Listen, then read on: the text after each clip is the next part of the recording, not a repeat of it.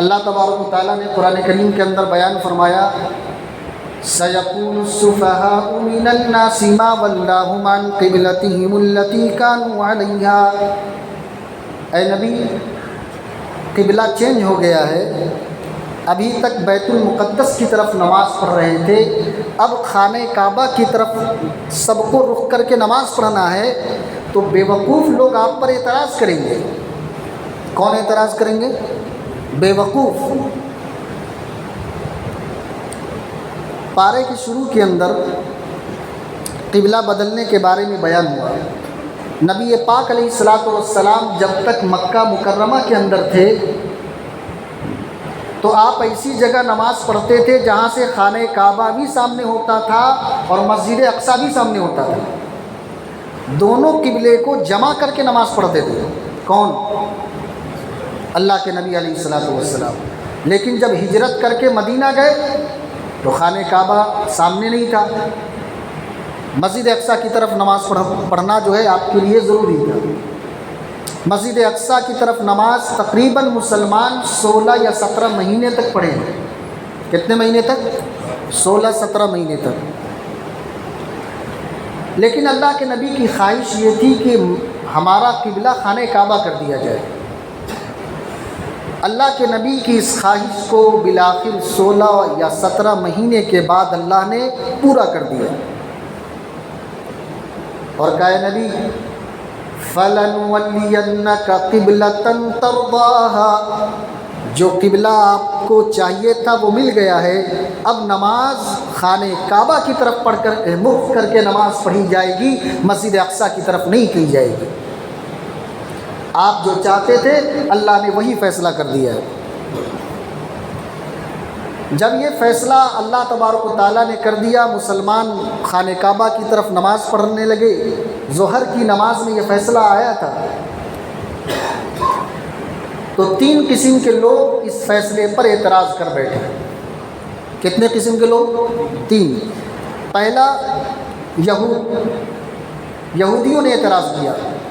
انہوں نے کہا کہ لگتا ہے محمد صلی اللہ علیہ وسلم کنفیوز ہو گئے، سمجھ میں ان کو کچھ نہیں آ رہا ہے، ادھر کو رک کر کے نماز پڑھنا ہے کہ ادھر کو رک کر کے نماز پڑھنا ہے، کنفیوز ہیں یہ۔ دوسرا اعتراض مشرکین نے کیا، کفار مکہ نے، اور یہ کیا کہ دیکھو محمد آج قبلے سے ہمارے قبلے کی طرف آ گیا ہے۔ خانہ کعبہ میں مشرکین کے بت تھے نا، تو کہہ رہے تھے یہ تو ہماری مندر کی طرف منہ کر کے نماز پڑھنے لگے، دیکھنا ایک دن آئے گا یہ ہماری دین میں بھی آ جائیں گے۔ ابھی تو صرف قبلے میں آئے ہیں، ایک وقت آئے گا یہ ہمارے دین کو بھی مان لیں گے۔ تیسرا اعتراضات منافقین نے کیا، جو بظاہر مسلمان تھے اندر سے منافق تھے، ایسے لوگوں نے اعتراض کیا یہ کیا نبی ہے، کبھی ادھر کو رک کر کے نماز پڑھتا ہے، کبھی ادھر کو رک کر کے نماز پڑھتا ہے، ان کا کوئی ڈیسیژن ہی نہیں۔ جب جی میں آتے ہیں مشورہ چینج کر دیتے ہیں۔ تو اللہ تعالیٰ نے ان تینوں کو جواب دیتے ہوئے کہا اے نبی آپ ان کو جواب دیجیے اور کہیے قُلْ لِلَّهِ الْمَشْرِقُ وَالْمَغْرِبُ، مسلمان چاہے مشرق کی طرف رک کر کے نماز پڑھے، مغرب کی طرف رک کر کے نماز پڑھے، مشرق اور مغرب سب اللہ کا ہے۔ تو جب اللہ کا ہے، اللہ ہی کے لیے کل ادھر بھی تھا، اللہ ہی کے لیے آج ادھر بھی ہے، لہٰذا اعتراض کس بات کی ہے؟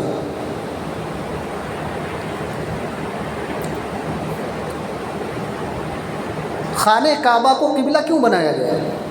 سوال ہوتا ہے نا۔ اچھا تھا مسجد اقصیٰ تھا، جھنجھٹ ہی نہیں ہوتی تھی، کوئی جھگڑا نہیں ہوتا تھا، خانہ کعبہ کو کیوں بنایا گیا؟ اللہ نے کہا وَكَذَلِكَ جَعَلْنَاكُمْ أُمَّةً وَسَطًا، تم درمیانی امت ہو۔ درمیانی امت کے لیے ضروری ہے کہ قبلہ بھی اس کا زمین کے درمیان میں ہو، لہذا خانہ کعبہ اس روئے زمین کا درمیانی حصہ ہے۔ تو درمیانی امت کے لیے قبلہ اللہ نے درمیانی جگہ بنا دی۔ ایک دوسرا، اس لیے بھی خانہ کعبہ کو قبلہ بنایا گیا کیونکہ اللہ تعالیٰ جانچنا چاہتا تھا۔ کیا جانچنا چاہتا تھا؟ اللہ تبارک و تعالیٰ نے کہا لِنَعْلَمَ مَن يَتَّبِعُ الرَّسُولَ، کون ہے جو میرے رسول کی اتباع کرتا ہے۔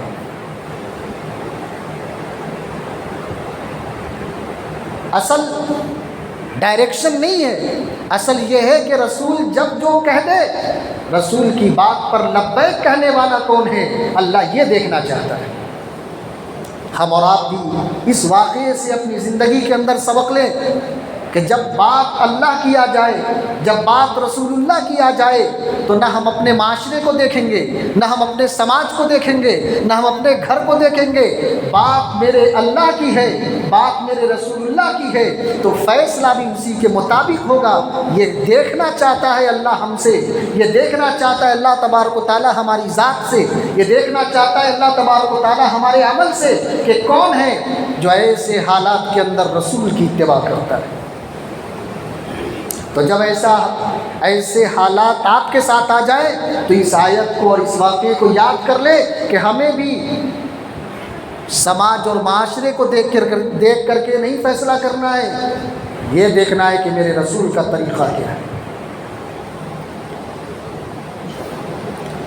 اس کے بعد اللہ تبارک و تعالیٰ نے قبلہ چینج ہو گیا تو اللہ نے 3 مرتبہ کہا فَلَنُوَلِّيَنَّكَ قِبْلَةً تَرْضَاهَا، اے نبی آپ کا قبلہ چینج کر دیا، آپ کا قبلہ چینج کر دیا۔ 3 مرتبہ اللہ نے بیان کیا۔ علماء نے لکھا ہے 3 مرتبہ کیوں بیان کیا؟ کہا دیکھو تینوں کا ایک الگ الگ مقصد ہے۔ کیا ہے؟ پہلی مرتبہ جو حکم دیا گیا یہ اس بات کی دلیل ہے کہ اب قیامت تک قبلہ تمام مسلمانوں کا خانہ کعبہ رہے۔ دوسری مرتبہ حکم دیا گیا کہ اب تمام جگہوں میں خانہ کعبہ ہی کی طرف رخ کر کے نماز پڑھی جائے گی، کہیں بھی آپ رہیں رخ آپ کا کہاں؟ خانہ کعبہ کی طرف۔ تیسرا، جس حالت میں بھی ہو اس حالت میں آپ کو رخ کہاں کرنا ہوگا؟ خانہ کعبہ کی طرف۔ اس لیے 3 مرتبہ اللہ تبارک و تعالیٰ نے یہ کہا کہ نبی میں نے قبلہ چینج کر دیا ہے آپ کے لیے۔ بھائی سفر میں بھی ہو تب بھی کہاں نماز پڑھنا ہے؟ کس کی طرف؟ خانہ کعبہ کی طرف۔ اگر معلوم نہ ہو کہ خانہ کعبہ کدھر ہے، قبلہ کدھر ہے، تو کہا کہ اندازے سے، اب آج کے دور میں تو موبائل ہے آسان ہے بھائی، لیکن اگر سوئچ آف ہے موبائل، چارج نہیں ہے، اب نماز کا وقت ہو گیا ہے، تو کہا کہ اندازہ لگاؤ کس طرف قبلہ ہو سکتا ہے، جس طرف تمہارا گمان زیادہ جاتا ہے کہ ادھر قبلہ ہے بس اس کی طرف رخ کر کے نماز پڑھ لو، یہ ہے خانہ کعبہ کی طرف نماز پڑھو۔ اس کے بعد اللہ تبارک و تعالیٰ نے یہ فرمایا کہ 3 چیزیں اپنی زندگی کے اندر داخل کر لو، ہمیشہ کامیاب ہو۔ ہمیشہ کامیاب ہونا چاہتے ہیں؟ چاہتے ہیں کہ نہیں چاہتے؟ ہاں چاہتے ہیں۔ 3 چیزیں اپنی زندگی کے اندر اپنا لو، آپ سے کامیابی کو کوئی نہیں چھین سکتا ہے۔ پہلی چیز، ذکر کو لازم پکڑ لو۔ فَاذْكُرُونِي أَذْكُرْكُمْ، اللہ کہہ رہے ہیں پہلے تم مجھے یاد کرو پھر میں تجھ کو یاد کروں گا۔ ہم اور آپ کیا کہتے ہیں؟ اللہ پہلے تم مجھے دے دے پھر میں تجھے یاد کروں گا، الٹا۔ اللہ کہہ رہے پہلے تو مجھ کو یاد کر پھر میں دوں گا، ہم کہتے ہیں پہلے دے گا تب میں آؤں گا، ہے نہیں؟ یا اللہ میں مال کما لوں گا تو بڑھاپے میں عبادت کروں گا، ہے کہ نہیں؟ زندگی گزار لوں گا، داڑھی سفید ہو جائے گی تو تسبیح لے کر کے بیٹھ جاؤں گا، ہے نا؟ اس خیال میں ہے کہ نہیں ہے؟ اللہ کہہ رہے پہلے تم مجھے یاد کرو تب میں تم کو یاد کروں گا۔ لہٰذا ذکر کرنے والا اللہ کی یاد میں ہوتا ہے، ذکر کرنے والا اللہ کی یاد میں ہوتا ہے، اور اللہ کی یاد میں وہ ہوتا ہے جو اللہ سے قریب ہوتا ہے۔ ارے بھائی آپ جس کو بار بار یاد کرتے ہیں تو یہ دلالت کرتا ہے کہ وہ آپ کا قریبی ہے، تبھی تو آپ اس کو بار بار یاد کرتے ہیں، ہے کہ نہیں؟ تو یاد رکھ لیجئے ذاکرین، ذکر کرنے والا اللہ کے قریب ہو جاتا ہے۔ آپ اللہ کے قریب بننا چاہتے ہیں تو ذکر کو لازم کر لیجئے، تسبیحات کی پابندی کر لیجئے، اللہ تبارک و تعالیٰ کے قریب ہو جائے گی۔ اور سب سے بہترین تسبیح، تمام تسبیحات میں سب سے بہترین تسبیح 2 ورڈ ہے، سبحان اللہ و بحمدہ سبحان اللہ العظیم۔ امام بخاری نے اپنی کتاب کو اس تسبیح پر ختم کیا ہے۔ اللہ کے نبی نے فرمایا کلمتان، دو کلمے ایسے ہیں، خفیفتان، بہت ہی ہلکے ہیں اللہ کے نزد، پڑھنے میں بہت ہی ہلکے ہیں، ثقیلتان فی المیزان، اللہ کے یہاں ترازو میں بہت وزنی، یعنی اس کا ثواب بہت زیادہ ہے۔ کہا وہ کون ہے وہ دو کلمے؟ سبحان اللہ و بحمدہ سبحان اللہ العظیم۔ یہ دو کلمے 100 مرتبہ روزانہ دن اور رات میں پابندی سے پڑھ لو، جنت میں داخل ہو جاؤ۔ آسان کام ہے، کوئی مشکل ہے بھائی؟ بہت آسان کام ہے۔ ذکر کو لازم پکڑ لو، کامیاب ہو جاؤ گے۔ دوسرا اللہ نے بتایا وَاشْكُرُوا لِي وَلَا تَكْفُرُونَ، شکر کو لازم پکڑ لو، کوئی بھی نعمت ملے شکر ادا کرو۔ اچھا کاروبار چل رہا ہے، اللہ کا شکر ادا کرو۔ اولاد کی نعمت ملی، شکر ادا کرو۔ کھانے کے لیے گھر میں اچھی چیز آئی، اللہ کا شکر ادا کرو۔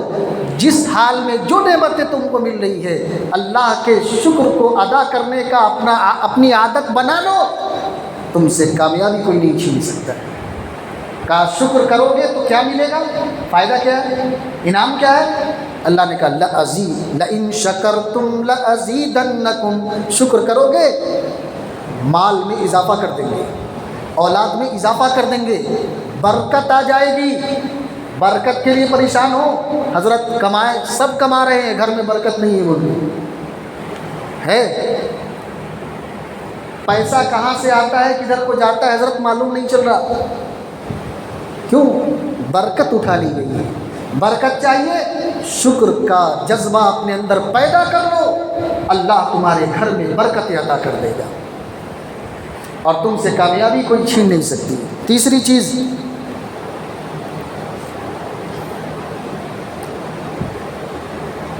صبر کرو، صبر کو اپناؤ۔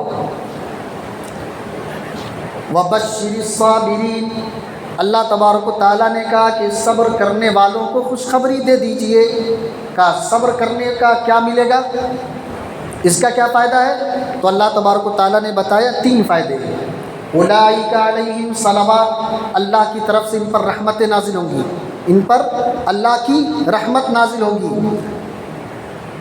اللہ کی مدد نازل ہوگی، ورحمہ، اور اللہ کی خصوصی رحمت اس کے اوپر نازل ہوگی، وَأُولَئِكَ هُمُ الْمُهْتَدُونَ، اور اس کو اللہ ہدایت دے گا۔ 3 صلوات ملے گی، رحمت ملے گی، ہدایت ملے گی، کس پر؟ صبر پر۔ کس پر؟ صبر پر۔ صلاۃ آئے گا تو اللہ کی قربت میں آ جاؤ گے، اللہ کے قریب بن جاؤ گے۔ رحمت آئے گی تو اللہ کے عذاب سے بچ جاؤ گے، اور ہدایت آئے گی تو گمراہی اور ضلالت سے بچ جاؤ گے۔ صبر کی یہ 3 بڑے بڑے فائدے ہیں۔ اللہ نے کہا 3 کام کر لو، اپنی زندگی میں اس 3 کام کو عادت بنا لو، کامیابی تمہاری مقدر بن جائے گی۔ اس کے بعد اللہ تبارک و تعالیٰ نے کہا حق بات کو چھپانا اللہ کے نزدیک اتنا بڑا جرم ہے کہ اللہ کی لعنت، اللہ کے فرشتوں کی لعنت، انسانوں کی لعنت اور لعنت کرنے والوں کی لعنت، کتنی وہ سخت بھائی ہے۔ مجھے کوئی حق بات معلوم ہے کسی بھی معاملے میں، اور میں اس کو چھپا لوں جبکہ وہاں حق کا بیان کرنا ضروری ہے، تو اللہ تبارک و تعالیٰ فرماتے ہیں اس پر انسانوں کی لعنت، فرشتوں کی لعنت، لعنت کرنے والوں کی لعنت۔ اتنا سخت جو ہے اللہ تبارک و تعالیٰ نے جو ہے جملہ کہا ہے، ہل جائے انسان اگر اس کو غور کے ساتھ پڑھے تو۔ اس کے بعد اللہ نے کہا لیکن ایسا شخص بھی، ہر مخلوق کی لعنت ہے اس پر، لیکن ایسا شخص بھی اگر توبہ کر لے تو اللہ کیا کریں گے؟ اللہ اکبر، معاف کر دیں گے۔ الا الذين تابوا واصلحوا وبينوا فاولئك اتوب عليهم وانا التواب الرحيم۔ توبہ کر لے گا ایسا شخص کو بھی اللہ کیا کریں گے؟ معاف کر دیں گے۔ ایسے شخص کو بھی اللہ کیا کریں گے؟ معاف کر دیں گے۔ توبہ کہتے کس کو ہیں؟ توبہ کے معنی آتے پلٹنا، پلٹنا۔ اللہ تبارک و تعالیٰ کہتے ہیں بندہ، اے میرے بندے، تو اپنی معصیت سے پلٹ رہا ہے، اپنے گناہوں سے پلٹ رہا ہے، میں بھی پلٹ رہا ہوں۔ میں بھی کیا کر رہا ہوں؟ میں بھی پلٹ رہا ہوں۔ تو معصیت سے پلٹ رہا ہے، میں بخشش لے کر کے تیری طرف پلٹ رہا ہوں۔ تو میری طرف گناہوں کو چھوڑ کر کے آ رہا ہے، میں تیری طرف معافی کو لے کر کے آ رہا ہوں۔ اور اس کے بعد اللہ نے کہا کہ اللہ تو توبہ کیوں قبول کرتا ہے؟ سوال ہے، اللہ تو توبہ قبول کیوں کرتا ہے؟ تو اللہ نے کہا انا التواب الرحیم، کیونکہ میں تواب ہوں، توبہ قبول کرنے والا ہوں۔ میں نہیں کروں گا تو اس بندے کا کون توبہ قبول کرے گا؟ کہ اللہ تو توبہ کس وجہ سے قبول کر لیتا ہے؟ تو اللہ نے کہا میں رحیم ہوں۔ میں کیا ہوں؟ رحیم ہوں، میں بندوں پر بڑا مہربان ہوں، رحم کرنے والا ہوں۔ میں اس کی توبہ قبول، میں اس پر رحم نہیں کروں گا تو اس پر کون رحم کرے گا؟ اللہ اکبر۔ یہ بات سننے کے بعد بھی اگر ہم اور آپ توبہ نہیں کرتے ہیں تو ہم سے بڑا خسارے میں کوئی نہیں، ہم سے زیادہ نقصان میں کوئی نہیں ہے۔ ایک بار توبہ کے کلمات پڑھ لے، استغفر اللہ ربی من کل ذنب واتوب الیہ۔ دل میں یہ نیت کے ساتھ، یا اللہ جو اب تک گناہ کیا تھا، یا اللہ اس آیت کے سننے کے بعد میں تیرے حضور میں توبہ کر رہا ہوں، اس نیت کے ساتھ کرو۔ اور یہ سن کر بھی ہمیں اللہ سے محبت پیدا نہ ہو تو اس میں بھی ہم سے بڑا کوئی خسارے میں نہیں ہے، نقصان میں نہیں ہے۔ اللہ محبت کرنے کی چیز ہے۔ اللہ نے کہا مومن سب سے زیادہ اللہ سے محبت کرتا ہے۔ کس سے کرتا ہے؟ اللہ سے۔ اللہ نے کہا وَمِنَ النَّاسِ مَن يَتَّخِذُ مِن دُونِ اللَّهِ أَندَادًا يُحِبُّونَهُمْ كَحُبِّ اللَّهِ وَالَّذِينَ آمَنُوا أَشَدُّ حُبًّا لِلَّهِ۔ ایمان والے سب سے زیادہ اللہ سے محبت کرتے ہیں۔ محبت کی تین قسمیں، محبت کی تین قسمیں۔ پہلی قسم یہ ہے کہ جتنا اللہ سے محبت ہے اتنا ہی دنیا سے بھی محبت ہے۔ یہ قسم ہے، جتنا اللہ سے محبت کر رہے اتنا ہم کو دنیا سے بھی محبت ہے۔ اللہ نے کہا یہ کامیاب نہیں ہے، یہ محبت مجھے نہیں چاہیے۔ دوسرا، دنیا سے زیادہ محبت ہے، اللہ سے کم ہے، اللہ کہہ رہے یہ محبت بھی نہیں چلے گی، میرے یہاں ریجیکٹ ہے۔ تیسرا، اللہ سے سب سے زیادہ محبت ہے اور دنیا اس سے کم درجے میں ہے، یعنی اللہ کی محبت غالب ہے دنیا کی محبت پر۔ اللہ کہہ رہے یہ محبت لے کر کے آؤ گے میں تم کو قبول کر لوں گا، یہ محبت اللہ کی چاہیے۔ اس کے بعد اللہ تبارک و تعالیٰ نے روزہ تمہارے اوپر فرض کیا، اس کے بارے میں بیان کیا گا فمن شہد منکم الشہر فلیصم، جو رمضان کے مہینے کو پالے تو اس پر لازم ہے، ضروری ہے کہ روزہ رکھے، کسی بھی حال میں روزہ معاف نہیں ہے۔ چند صورتیں، اب جب روزے کی بات آ گئی ہے تو روزہ کس پر فرض ہے اس کو جان لیتے ہیں۔ روزہ غور سے سنیے، مسئلے کی بات ہے نہیں؟ روزہ کس پر فرض ہے؟ روزہ مقیم پر فرض ہے، مسافر پر فرض نہیں ہے۔ مقیم ہونا یعنی اپنے علاقے میں ہونا، مقیم صحیح ہو، عقل مند ہو، بالغ ہو، صحت مند ہو اور مسلمان ہو۔ کتنے شرط ہو گئی؟ پھر سے گن لیجیے، مقیم ہو، عاقل ہو، بالغ ہو، صحت مند ہو، مسلمان ہو۔ کتنے ہو گئے؟ 5۔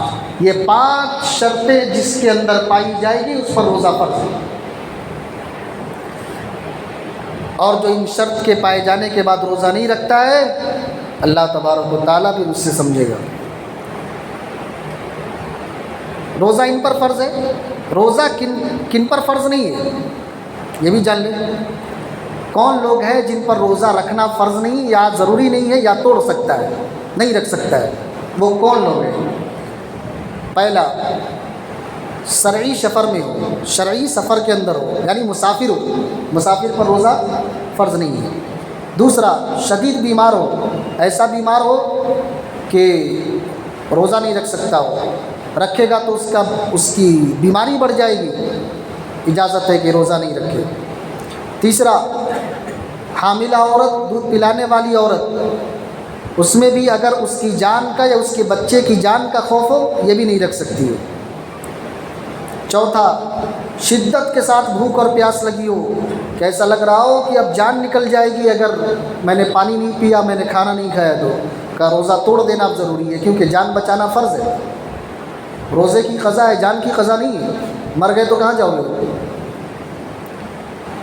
پانچواں، مجاہد، اللہ کے راستے میں جہاد کرنے والا، جہاد سے مراد جہاد بالسیف، تلوار کے ساتھ اپنی جان ہتھیلی پر لے کر کے، ورنہ کہو کہ مسجد میں آ کر کے یہ بھی تو میں اللہ کے راستے میں ہوں بول کے یہاں بھی روزہ چھوڑ دے، نہیں، یہ وہ اللہ کا راستہ ہے جہاں جان ہتھیلی پہ کفار سے مقابلہ کرنا ہے، اگر یہ روزہ رکھے گا تو مقابلہ کیا کرے گا؟ مجاہد۔ چھٹا، کوئی آپ کے پاس گن لے کر کے آ گیا ہمارے ہندوستان کے ماحول میں، کہا کہ جلدی روزہ ہے، مسلمان دکھ رہا ہے تو روزہ ہوگا، ایک کام کرو اس کو اتنا مارو کہ اور بولو اس کو روزہ توڑنے کے واسطے، کوئی زبردستی آپ سے روزہ توڑوائے تو روزہ توڑ دیجئے، جان بچانا فرض ہے، روزے کی قضا ہے، جان کی کوئی قضا نہیں ہے۔ تو کتنے لوگ ہو گئے؟ 6 لوگ، جن کے اوپر روزہ یا تو فرض نہیں ہے یا تو ان کو اجازت ہے کہ وہ نہیں رکھ سکتے۔ اچھا، اب یہ سوال سمجھ میں آتا ہے کہ روزہ کن چیزوں سے نہیں ٹوٹتا ہے؟ ٹوٹتا ہے بعد میں بولیں گے، نہیں ٹوٹتا ہے پہلے جان لیں۔ نمبر 1، بھول کر کھانا پینا، بھول کر کے کھا لیا پی لیا، خوب کھاؤ، پیٹ بھر کر کے کھا جاؤ، لیکن یاد آئے تو پھر اب کھاتے مت رہنا، یاد آنے کے بعد کھائے تو روزہ ٹوٹ جائے گا۔ جیسے ہی یاد آ گیا جو لقمہ منہ کے اندر اس کو باہر پھینک دو، ٹھیک؟ بھول کر کے اگر پیٹ بھر کے بھی کھا لیا، پانی بھی پی لیا، شربت بھی پی لیا، تب بھی کوئی مسئلہ نہیں، روزہ ہو گیا۔ ارے کتنی آسان ہے بھائی، اللہ نے کتنا رحم کیا ہمارے اوپر، کھلا بھی دیا پلا بھی دیا اور کہتا ہے روزہ بھی۔ ایسا کہاں اللہ، اس سے اللہ سے زیادہ بڑا رحیم کون ہو سکتا ہے؟ کھلا پلا کر کے بھی روزے کا ثواب دے رہا ہے کوئی؟ ارے کام نہ کر کے بھی ہم کو اجرت دے رہا ہے نا، مزدوری دے رہا ہے۔ ہم آپ کی دکان میں کام کریں اور ایک دن رضا کر دے تو ہمیں سیلری نہیں ملے گی، کٹ لیں گے، کہیں کہ حضرت زیادہ آپ کے ناغے ہو گئے، غیر حاضری زیادہ ہو گئی ہے، سیلری کٹ جائے گی بول کے۔ اللہ کہہ رہے بھول کر کے کیے ہو نا، کر لو، میں معاف کر دیتا ہوں، اور معاف ہی نہیں کروں گا، ثواب بھی دوں گا، جیسے روزے دار کو ثواب ملتا ویسا ثواب ملے گا۔ اس کے بعد سر میں تیل لگا لیا، خوشبو کا استعمال کر لیا، سرما لگا لیا تو روزہ ان چیزوں سے نہیں ٹوٹے گا۔ تیسرا، ناپاکی کی حالت میں روزہ رکھ لیا، روزہ نہیں ٹوٹے گا۔ چوتھا، مکھی مچھر گرد و غبار حلق کے اندر بے اختیار چلا گیا، روزہ نہیں ٹوٹے گا۔ پانچواں، ناک سے خون بہنے لگا، حلق کے نیچے وہ خون نہیں نکلا، روزہ نہیں ٹوٹے گا۔ چھٹا، کان میں پانی چلا گیا، روزہ نہیں ٹوٹے گا۔ ساتواں، آنکھ میں دوا ڈالنے سے روزہ نہیں ٹوٹے گا، کیونکہ آنکھ میں وضو میں پانی ڈالتے ہیں تو دوا ڈالنے سے کیا ٹوٹے گا جی۔ آٹھواں، تھوک یا رال وغیرہ نگل لینے سے، اس سے بھی روزہ نہیں ٹوٹے گا۔ نواں، احتلام ہو جانے سے روزہ نہیں ٹوٹے گا۔ 10واں، قے کرنے سے روزہ نہیں ٹوٹے گا۔ 11واں، انجیکشن لگوانے سے روزہ نہیں ٹوٹے گا، الا یہ کہ گلوکوز کا انجیکشن نہ ہو، طاقت کے لیے انجیکشن نہ لگوا رہا ہو۔ 12واں، انسولین لینے سے روزہ نہیں ٹوٹے گا۔ 13واں، عورتوں کے لیے گھر میں جا کے بتا دینا، لپسٹک لگانے سے روزہ نہیں ٹوٹے گا جی۔ 14واں، خون دینے سے روزہ نہیں ٹوٹے گا۔ 15واں، خون ٹیسٹ کرانے سے بھی روزہ نہیں ٹوٹے گا۔ اور 16واں، بیوی سے پیار کرنے سے، اس کو بوسہ لینے سے بھی روزہ نہیں ٹوٹے گا۔ اب جا کے پیار کرو۔ روزہ کن چیزوں سے ٹوٹے گا؟ اب جلدی جلدی دیکھ لو بھائی۔ ناک میں دوا ڈالنے سے روزہ ٹوٹ جائے گا، سگریٹ تمباکو کھاتے روزہ ٹوٹ جائے گا، بھاپ اور اسٹیم لینے سے روزہ ٹوٹ جائے گا، انہیلر کا استعمال کرنے سے روزہ ٹوٹ جائے گا، عورت کو مینس آ گیا، حیض آ گیا، روزہ اس کا ٹوٹ جائے گا۔ 5واں، جان بوجھ کر کے اگربتی کی، عود کی دھواں جو ہے حلق کے اندر اتارے، روزہ ٹوٹ جائے گا۔ پہلے پڑھ چکے ہیں، بغیر اختیار کے چلا گیا تو نہیں ٹوٹے گا، لیکن جان بوجھ کے کیا تو ٹوٹ جائے گا۔ 6، جان بوجھ کر مستزنی کی، اسپم کو باہر نکالا تو روزہ ٹوٹ جائے گا۔ 7واں، جان بوجھ کر قے آیا اور اس کو نگل گیا، قے آیا ہوتا ہے بسا اوقات بے اختیار قے آ جاتا ہے، لیکن قے آنا آپ کے اختیار میں نہیں ہے، لیکن نگلنا تو آپ کے اختیار میں ہے، تو کیوں آپ نگلے اس کو؟ تو جان بوجھ کر کے قے کو نگلنا جس میں آپ کا اختیار ہو، روزہ ٹوٹ جائے گا۔ اور 8واں بیوی سے ملنے سے بھی روزہ ٹوٹ جائے گا، ہم بستر ہونے سے بھی روزہ ٹوٹ جائے گا، لہٰذا احتیاط بھی ضروری ہے۔ اللہ رب العالمین سے دعا ہے اللہ تبارک و تعالی ہم سب کو کہنے سننے سے زیادہ عمل کی توفیق عطا فرمائے، اللہ ہمیں صحیح دین کی سمجھ عطا فرمائے، اللہ رب العالمین ہمارے نسلوں کے اندر دین کو زندہ فرمائے۔ سبحان اللہ و بحمدہ، سبحانک اللہم و بحمدک، ونشہد ان لا الہ الا انت ونستغفرک ونتوب الیک۔